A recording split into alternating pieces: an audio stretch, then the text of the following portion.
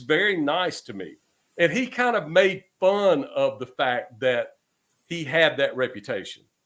He thought it was funny that people thought he was unapproachable, that kind of thing. I just thought I have fond memories of Dick Grove. Now, can you tell the story of you jumping the fence at Graceland? I sure can. So, as I mentioned, when I was 11 years old, I started reading these stories. And then Elvis died in 1977 when I was 12 years old. So after Elvis died, prior to that, I don't remember walking in a store and Elvis records being in a store, or not that they didn't sell Elvis records. Of course they did at record stores. After Elvis died, everywhere you went, there was Elvis stuff. If you went into a convenience store, there was Elvis magazines. If you went into the Family Dollar, there was Elvis magazines. They sold Elvis records in the Family Dollar.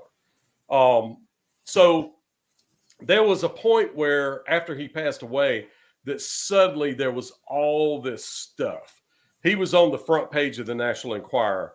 He was in magazines. Every month there was a new magazine coming out. So I would get those things as a kid, and I was reading these stories and learning and romanticizing the idea of Graceland and being Memphis Mafia and hanging out there and all the cool things that they did. They rode horses and they rode go-karts, and they took snowmobiles and took the skis off the front and put tires on it and drove those around and had crash 'em up derbies, and they would shoot fireworks and they would do all these things. So that was 1976. Okay, so fast forward 1988, 11 or 12 years later, July the 4th weekend, 1988. I had been thinking about those things for almost 12 years. Okay, romanticizing it. I finally am in a position to go. I've been married a little over a year. I had a really good job. I just bought a brand new car. I had a week's vacation. And so I was going to go take a trip to Graceland. I'd never been before. That was my first time. And all the way there, I thought about jumping that fence and going behind the house. I wanted to see things that you could not see on the regular tour. And so I did that very thing. And where I messed up was parking my car in a place where they started looking for me. And sadly, and I didn't know. I was young, and I was 23 years old in 88. And scared because I didn't want to get locked up. But I took a camera with me and did take some photographs, and I've got that video on YouTube. The pictures didn't come out. They came out enough that you can tell that I'm behind Graceland, but the pictures, and the thing is you got to keep in mind, I did this in the middle of the night. I did it like 1 o'clock in the morning. So I had gone to a camera place and bought a 35 millimeter camera, talked to the guy, and I said, how do I take photos in dark? He said, you're going to need 1600 speed film. You need this camera. Something that he left out, and he probably didn't leave it out, I just didn't hear him or didn't listen, was that when you're taking pictures in low light like that, you've got to use a tripod and not touch the camera. You hit the button and you let the camera sit there, and it stays open long enough to absorb enough light to create a photograph. If you're holding the camera while that shutter's open for that period of time and it's trying to absorb the light, you're going to move it. And so any light that's in it is going to do streaks like that. And the pictures, that's what they are. So I wasn't smart enough to take a tripod with me, but I did go over. I did go into the barn in the back. I went behind Graceland. I went up to the guard shack that's on the right side of the house. I took a picture of the guard in the shack and just did a lot of stuff. And I would have gotten away with it if it hadn't been for those meddling kids. No, I'm just kidding. I'd have gotten away with it if it hadn't been for me parking my car in the wrong place and then looking for whoever was driving that car. I went down there and see. Have you been to Graceland? No, I haven't. No. So if you're standing at the house and you're looking out, you could see over the fence. You've seen the rock fence that's at the street. You could see over it because the house is up here and the fence is down here. So when I'm starting back down, I could see them over the fence looking at my car with flashlights. My brand new car that I'd had like 2 or 3 weeks. And I thought, that's not good. So what I did was I was trying to figure out, okay, what am I going to do? I turned around and looked at the house, and I could see people with flashlights at the house looking for me. So I was about halfway between the house and the road. If you're standing at the street on the right side fence, which is Dolan, that's where Vernon's house is. So what I did was I went over the fence, went out to Dolan, and I walked down, and there's a foot doctor's office on the corner, which, by the way, was Elvis's foot doctor. It's closed now, and Graceland owns that property. EPE does. They bought it when he retired. And I went behind it, took my camera, because I thought if I showed them that I did not take any pictures, they may be a little more lenient on me. Okay, so what I did was took my film out, put it in back then you get 35 millimeter film, is in those little containers, little round things. I popped it in there and I slid it under the air conditioner behind the doctor's office, and I loaded a fresh roll of film. Then I just walked out, and I walked across the street. They were standing there waiting for me. And I showed him, one of the first things I showed him when I walked up was I said, I just want you to see I did not take any pictures. And they didn't care. They took me across the street into the guard shack. And I've said this in a video before. When you're younger, things seem bigger and things seem longer than they probably were. My recollection was they kept me in that guard shack for hours. Honestly, it was probably minutes. All I remember is being in the guard shack and them being mad at me and saying, how dare you, what were you doing? What were you thinking? We could call and have you arrested and yada, yada, yada. You know what I'm thinking? I'm in the guard shack. This is cool. And my poor wife is at the hotel. She knows that I'm going to jump the fence. And I didn't want to have to call her, and I'm locked up, But man, I'd been building up for a long time. 11 or 12 years is a long time to think about something and then finally be able to act on it, Now, you met someone else that jumped the fence as well, right? Yeah, Tennessee Ted. Mm-hmm. Yeah. Now, Tennessee Ted had a little more luck than I did. Tennessee Ted jumped the fence in broad daylight. And the way they did it is they went over the back fence. So they went around on the street. I don't remember the name of that street. I should remember it. It goes to Lair, turns off of Dolan and goes around to Lair. But there's houses. The Graceland is shaped. It's not a perfect rectangle. That corner, there's a barn, and on this corner, there's a thing sticking out. It's about 13 acres. But on that side, there's some trailers and stuff, and there's a back gate on that side. But across the back of it is houses. And when Elvis bought Graceland, there was nothing. It was a farm. Those houses were built after he bought Graceland and put the fence up. So, and the houses on Dolan were built in 63, 64. So those houses were built in about 1960, the ones that are across the gate. Anyway, Ted had gone to someone's house there and walked between the houses, and him and a friend went over the fence back there. And then just started walking through the back pasture and made their way up to Vernon's office. And were taking pictures as they were going. And back then the rolls of film from my memory were 12, 18, 24, 36. And I'm talking about the rolls of film, 35 millimeter, what we would call an SLR. So he didn't remember, his friend was the one with the camera, and he didn't remember how many pictures it was, but basically they had used all the pictures up by the time they got caught. They actually were fumbling through Elvis's trash in front of Vernon's office when somebody comes out and goes, hey, what are y'all doing? And they turn around and said, we're such as they were college kids. They had left college and gone all the way to Memphis. And so whoever it was, he didn't remember who it was, but whoever it was said, I'll be right back. Went in the house and Elvis came out. They got to talk to him. Wow. But they had no way of taking a picture. They'd used all their pictures. But he still had the poster. Elvis said, guys, we're in the South. And when, when you come next time, just come to the front like everybody else. It'll be all right. And so they got Vester to take them back down to the guard shack and give them a poster. This would have been after the Aloha show. This has been 73. So they actually, and Ted still had his poster that Vester gave him that day. Oh, I've wow. got a video where I interviewed Ted about that, and he shows the poster. Oh, wow. We go back to the house, and he tells us what he did, and we kind of look at where he went over the fence and all that. Now, when you jumped the fence, I guess you was nervous about it because you didn't know if you didn't know if you was going to get caught or not. I was terrified. Yeah. But there's a fine line between terror and desire. I guess that's the right way to say it.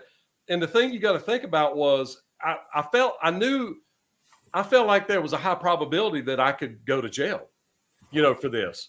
But my desire to see overrode my fear of going to jail. Luckily, I didn't go to jail, but I could have, and I think maybe if they'd have caught me on the property, they'd have probably sent me to jail, but they didn't. I confessed to it, but they didn't physically catch me there. And I didn't take anything. I didn't disturb anything. I just wanted to see. I had read these stories and romanticized, and something that I'll tell you that I saw in that white barn in the back, in the very back corner, there's a horse barn. It's still there. And it's beside Vernon's house. Vernon's house is like the barn actually sticks out where Vernon's swimming pool is beside the barn. So it's kind of juts out like that, and Vernon's house is beside it. And when I went to the barn, it doesn't look now like it did back then. Back then, it was your typical old barn that you would see on a farm that wasn't even painted white. It was wood siding where the paint had worn off of it, and it was weathered. And the boards had shrunk up, and there was cracks between them. I could see in the barn. I didn't go physically in the barn, but there was one light bulb hanging in the barn. And so I could look in there, and you know what I could see? I could see those snowmobiles that I had read about because I'd seen pictures of them. They were, the snowmobiles were in there, and they were kind of stacked on top of each other. And then on one side of it was a kind of a roof, like a lean-to type roof. No sides, just a roof. And under there was Lisa's golf cart, Elvis's golf cart. There was a three-wheeler under there. There was I sat on it.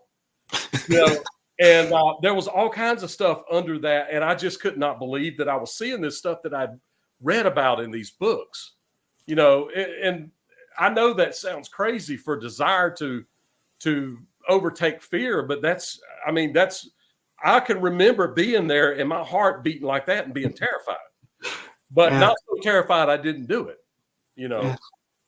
Now, can you tell us about the time that you found the ambulance from 1977? I sure can. So I had interviewed a guy. You can find the interview on my channel with a guy named Mac McQueen. And Mac worked at Baptist Hospital. He worked on the equipment. You know how they'll have defib machines and the things that they hook up for different tests. His job was he was a maintenance mechanic. He worked on those types of machines, and where his shop was up high, where he had a window, but like where he was working on his stuff, he could look out the window and see the emergency room. And he said in the video, and you can find this on my channel. In the video, he said that he was standing there and he heard the ambulance come up. And anytime you hear an ambulance come up, you always glance, you'll look. And he said that something that caught his eye about this particular ambulance is normally when they pull up, they'll turn the siren off, the sound and the light off, and they'll do like that and back in. He said that is not what they did. He said when that ambulance pulled up, that guy threw it in park before it came to a stop, and it kind of jolted to a stop like that. And he said he was standing there looking at it like, what in the world? He didn't even back up. He said, then they jump out and they run around there and they snatch him out of the back of the ambulance. And he said the thing that really caught his attention there was whoever was on the gurney's face was covered up. Their legs were uncovered. And you've always heard the story that Elvis, when they found him, that he was in rigor and that And if you're in, and he was in a fetal position, which means his legs would be curled up. He said this person that was on this gurney's legs were straight and they were wiggling like that, and his face was covered up. So he said he looked at his supervisor and said, "Hey, come here and look at this." So the supervisor walked over there and looked, and as they're wheeling him in, he goes, "Man, what in the world is that? That's weird." So he said there was a tunnel between where his building was that went under the ground over to the emergency room. So both of them walked over to the emergency room, and they stood outside of that room, and he could hear them in there defibbing. They didn't know it was Elvis yet, but he could hear them in there, clear, and they would hit, clear, and they would hit. So he said that they stood there for a little while trying to figure it out, and people were running everywhere. And nobody was saying who it was other than it was a VIP. And I'm paraphrasing this story for time. So he said that they had finally decided that nobody was going to tell him who it was, so they were going to go back to work. So as he's going through the tunnel, he encountered a nurse that was crying. And he said, "What in the world are you crying for? What's wrong?" She said, "Elvis has died." And then it hit him that that was Elvis. So his supervisor went on back to work. He went back and waited until the room was cleared and went in there and got the serial numbers off of the machines that they used to defib Elvis and marked the defib paddles. He actually took something and cut a thing in one of the paddles so he could mark them. It took him 16 years to get them before they aged out. But he got the defib paddles and got the machines. And he told me that he had looked for the ambulance and he had found it, and it was in a backyard. He told me the people's name and he told me the street. He didn't have their name quite right. But what I did was I went to the street and I Googled all the people that lived on that street. I found the name that was the closest one. And I went to that house and knocked on the door the next time I was in Memphis. And the guy, it was actually a lady. She came and she said, "Yeah, it used to be here. It's my husband's brother. It's at his house, but he's passed away. I'll call his widow, my sister-in-law, and see if she's willing to talk to you about this." And so I expected a phone call that day. I'm sitting on ready, waiting for my phone to ring. Well, it never rang. So over a period of years, I went back to that house. Every time I would go to Memphis, I would drive to that house and knock on their door. Sometimes it would be her. Sometimes it would be her husband. Every time I would give them a card, my business card, my Spa Guy card with my phone number on it. And so over a period of years, they got a pretty good stack of Spa Guy cards. And so in 2018, the first time that Trey and I filmed together, he asked if he could go with me to film. So we were going to go to Elvis Week. He was going, so we decided that day we would film together. And I had a bunch of stories planned for that week that I was going to film. So what happened is I went, we did a story. I mentioned Rex Mansfield earlier. Rex was in Germany with Elvis. He was in the military. If you go back and look at the photographs of Elvis being inducted in the Army, there was 19 people, including Elvis. Rex was one of those 19 people. So you could see him in the photographs. And as I mentioned, I knew Rex. Sadly, Rex has passed away, but I was able to be friends with Rex and got a lot of information from him. And there's photos of Rex and Elvis at a house with a limousine. And so I asked Rex, where was this house? Where did this happen at? And what it was when him and Elvis had driven back from Texas in Basic, they drove back in the Continental Mark II, the white Continental. And Elvis, he said when they were coming across the bridge that Elvis let him use his phone in his car. Now, this is 1958.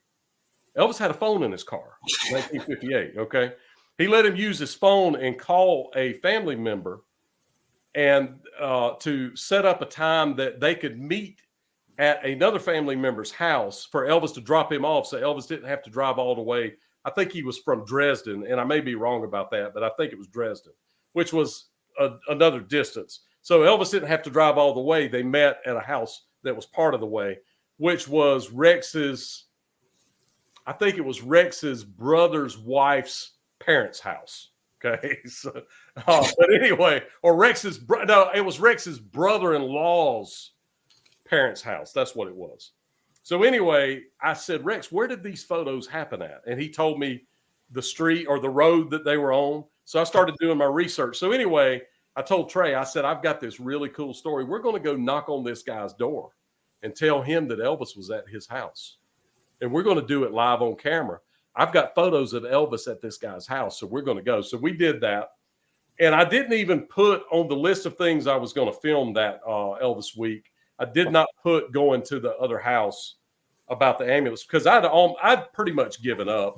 I literally, every time I would go to their door, they would give me another clue about, they would say, oh, she lives in this neighborhood.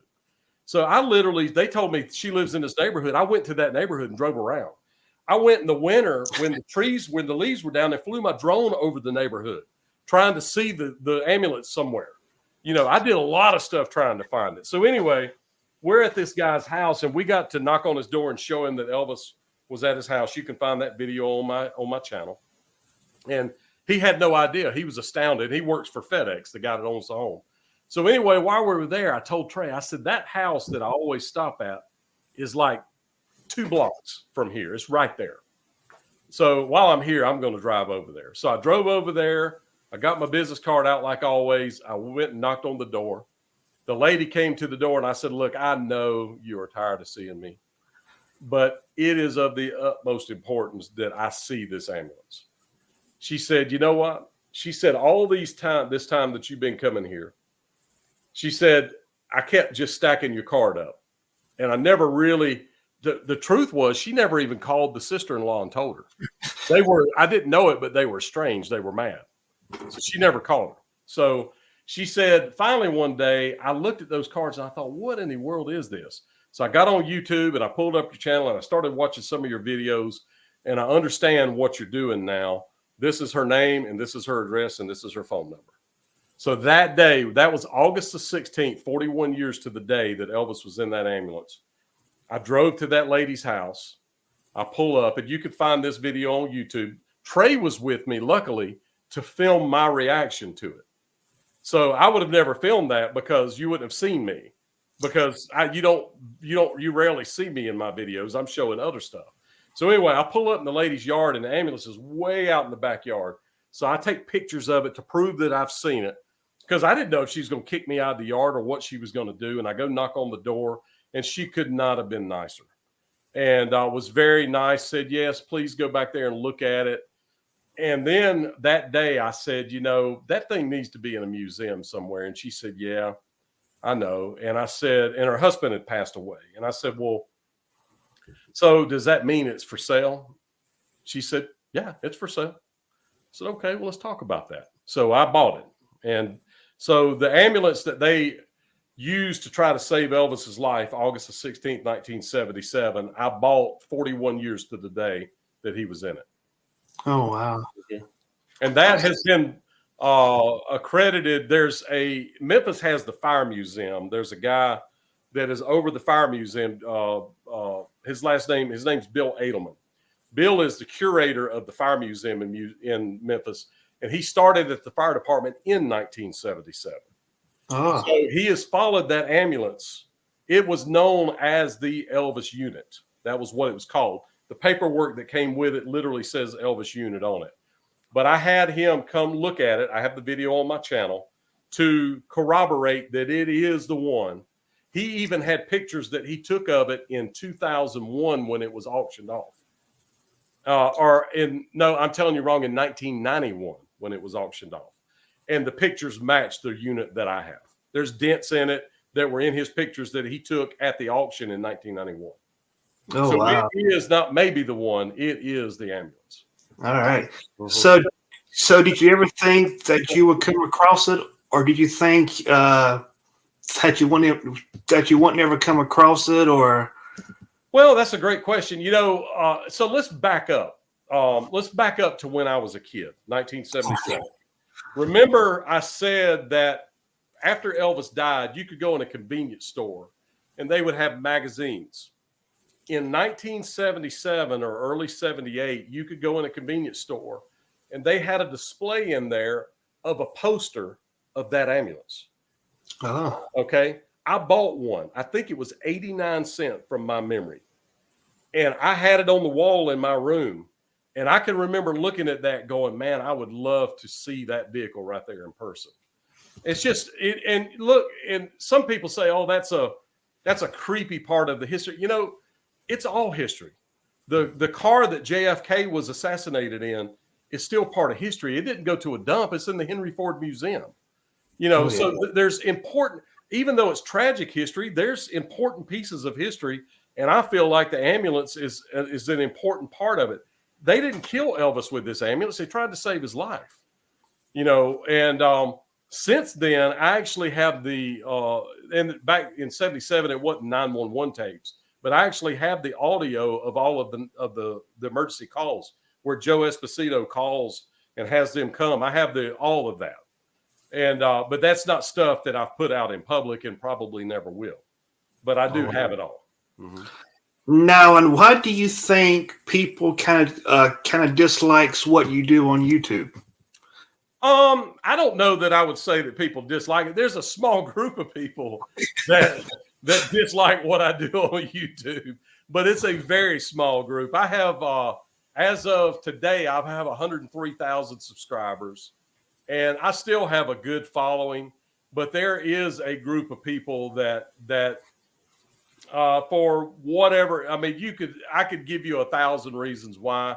I really don't know why people like to hate other people or hate on other people. I will say this, that it's kind of a study in human psyche. Why, if I told somebody something bad about you, they would believe me and they would repeat it. But if I told them something good about you, they would go, oh, that's nice, and never tell anybody. Right? Isn't that the way humans are? You know, and why that is, I don't know. But I don't, you know, there's a certain amount of people. One thing that I've always done is just kind of part of the way that I do business, if you will, on YouTube, is when somebody comes on and they say something that is over the line, out of the way, I just block them. And so I have a block list of thousands of people, because people don't know how to act. Their mama didn't teach them, if you don't have something nice to say, to just keep your mouth shut. And so for some reason on the internet, people feel, I'm going to use the word entitled. They feel entitled to say things that they would never say to me if we were standing face to face. You know what I'm saying? So they're keyboard warriors and they're hiding behind stuff. So when people do that, I just block them. And I may say something smart. I may say something smart to them, like, you know, clearly your mother didn't teach you that if you don't have anything nice to say, to keep your stupid mouth shut, and then I'll block them. You know, I'll do stuff like that. So a lot of people, I think, didn't like the fact that I wasn't willing to take their abuse, and it made them mad. Because if you go back and you start looking at there's a group of haters out there now, but you know what? If you're doing anything substantial, there's going to be people that don't like what you do.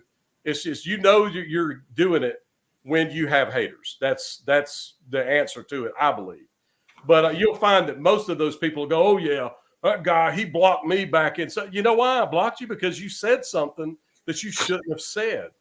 You know, I don't block people that, you know, if you don't have anything nice to say, just don't say anything. But people feel entitled to say whatever they want to, and I just don't tolerate it. Yeah. Oh, yeah. Now, can you tell us about your podcast that you have with Trey? Yeah, we have a podcast called Wigwam, and it's Wishing Cotton Was a Monkey. And that is a simple way of talking about the world that we live in today, where everything is pretend on some level. People really don't say what they really mean, like political correctness. People are not politically correct because that's what they really believe. They're politically correct because they think that's what you want to hear, you know. And Wigwam is about people pretending that things are true that are not true. And basically they're wishing cotton was a monkey. And that all goes back to an episode of The Little Rascals. And the episode was Spanky, and he had a friend called Cotton. And Cotton was a guy that Spanky would hang out with. And in this episode, a monkey broke out of the circus. But Spanky had seen that monkey and just wanted to have a monkey. Like Elvis had a monkey, by the way, Scatter. Oh, And yeah. actually had another monkey. I found where some people gifted him a monkey from a pet shop over at Lamar Airways, but that's a different story. But anyway, he didn't keep that monkey long. But anyway, in this episode, the monkey actually gets a hold of some fireworks, and Spanky is sitting there and Cotton is sitting to his left, and he doesn't know that the monkey's bringing fireworks and standing over the top of Cotton's head. And Spanky's sitting there and he closes his eyes and he says, I sure do wish Cotton was a monkey. I sure do wish Cotton was a monkey. And about that time, he hears an explosion because the monkey had thrown a firework. When he opens his eyes, when the explosion happened, Cotton jumped up and ran off, and the monkey jumped down where Cotton was sitting. So when he opens his eyes and looks, there's Cotton. There's the monkey. You see? So he was wishing Cotton was a monkey.